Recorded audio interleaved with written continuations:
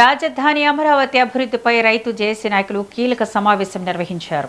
రాజధాని పరిధిలోని 29 గ్రామాలకు ప్రాతినిధ్యం కల్పిస్తూ అభివృద్ధి సలహా మండలి ఏర్పాటు చేయాలని నిర్ణయించారు. రైతుల సలహాలతోనే రాజధాని అభివృద్ధికి సంబంధించిన నిర్ణయాలు తీసుకోవాలని ప్రభుత్వాన్ని కోరారు.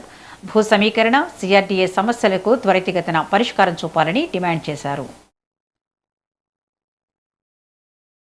ప్రతిపక్ష హోదా లేకపోయినప్పటికీ కూడా ప్రతిపక్ష పాత్ర పోషించేటువంటి వైసీపీ పార్టీ, దాని నాయకుడు జగన్మోహన్ రెడ్డి గారు ఈ రాష్ట్రానికి ఒక 2.5 సంవత్సరాల ముందుగానే 2029కి కూడా యొక్క మేనిఫెస్టోలో లాగా అమరావతి వర్సెస్ మావిగన్ అని ఒక విధ్వంసకరమైనటువంటి, దురదృష్టకరమైనటువంటి, రాజ్యాంగానికి లోబడినటువంటి మాటలు కొన్ని మాట్లాడినటువంటి నేపథ్యంలో ఏదైతే మేము అమరావతి రాజధాని ఐక్యకార్యాచరణ సమితి జేఏసీ యొక్క పాత్ర అమరావతి రాజధాని పరిరక్షణ కోసం ఏర్పాటు చేసినటువంటిది ఇది జేఏసీ.